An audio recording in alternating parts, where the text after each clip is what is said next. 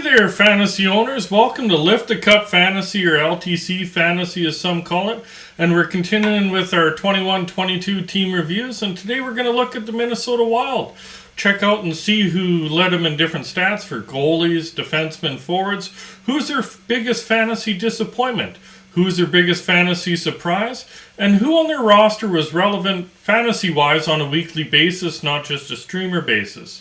These videos do continue to come out every few days because no better way to enjoy the fantasy offseason than watching the playoffs and then talking a little bit of fantasy hockey. Don't forget to subscribe. That way you can catch your favorite team's review, maybe your rivals review, maybe you want to catch all 32, or just take a peek at a team that sometimes gets overlooked fantasy-wise. We'll get right into it. So for goalies who led him in games played, it'd be Marc-Andre Fleury. He came over at the deadline. He led them with 56 games played. Numbers a little bit skewed because he was in Chicago, so his numbers were a little rough there. Cam Talbot led him in wins with 32 and goals against average at 2.77. Also was save percentage at .911. Fleury, when he did come over, he did get more wins, obviously, because you're playing with a lot stronger team. His goals against and save percentage were roughly the same as they were in Chicago. So if wins were weighted higher, you definitely had more fantasy value in your league there. But the goals against and save percentage was around the same. Talbot overall was pretty solid this season. He did have a little rough stretch there, and that's what forced Minnesota's hands to trade Kakkonen and bring Fleury in. Moving over to defensemen, who led him in goals, was Jared Spurgeon with 10. He also led him in assists with 30, and obviously he must have led him in points. He had 40 points on the season, so pretty solid season there. Plus minus was Alex Goligoski at a plus 41, so really nice number there if you're in a cat league for sure. Jake Middleton led him in hits, another deadline acquisition with 118. Jonas Brodin, he's been there a while, and Steady Eddie back there, good shutdown defenseman, led him in blocks with 126, and also had the same number of shots on goal, 126, led all blue liners in shots on goal.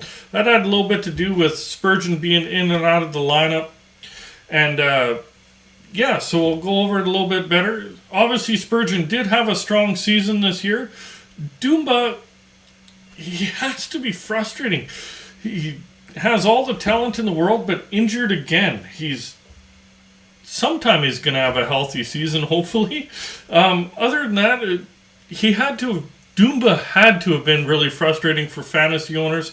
Spurgeon really is the creme de la creme, I guess, the best defensive option in Minnesota for fantasy hockey anyways. Going over to forwards, there's another one-man show. Kirill Kaprizov, he had a really good season. He led him in goals with 47, Also led him in assists with 61, and led him in points at 108 points. So there's a lot of 100-point scores this year, most for a long time. Ryan Hartman led him in plus-minus at a plus 31. Nick Delorier led him in hits at 268. He definitely threw the body around there. He also led the forward ranks in blocks at 49. And obviously, Kaprizov, having the season he had, he led him in shots on goal at 289 shots on goal.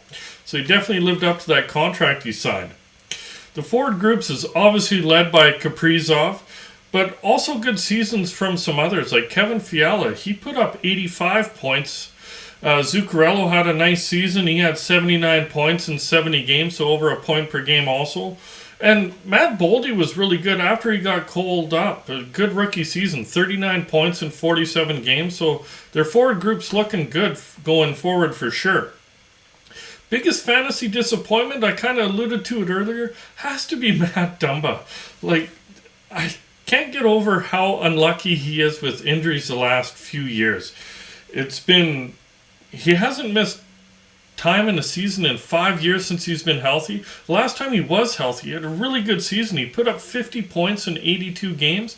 We just haven't seen it because he gets hurt.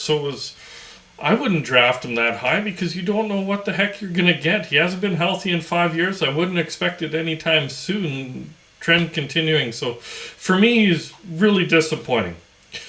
Biggest fantasy surprise? The easy pick is Kaprizov, obviously, with the season he had breaking 100 points. But for me, it was Matt Zuccarello. He's 34 years old. He's always put up decent offensive numbers, but never broke that point per game barrier. And at 34, he did so. He had 79 points in 79 points in 70 games played. So really strong season. And for me, that's a bigger surprise than Kaprizov breaking the 100-point barrier. So who on the roster is relevant fantasy-wise on a weekly basis? I think Cam Talbot was, for the most part, other than that little slow stretch there. Spurgeon on the back end definitely is. Up front, you got Kaprizov, obviously. Fiala, Zuccarello, and Baldi. They're all good forwards. They're all put up points consistently throughout the year. Streamers, they also had some options there. Dumba, if he was healthy, but it was so limited that it's hard to tell if he's going to be healthy or not. Ryan Hartman was a good streamer this year. Joel Eriksson Ek is another one. Frederick Gaudreau, he had a pretty good season, and also Marcus Foligno, especially if hits were counted in your league. I do hope you did enjoy the episode. If you did, please remember to hit like, hit subscribe, and remember that notification bell. And we'll be out in a few days with another one. Enjoy the fantasy off-season, fantasy owners.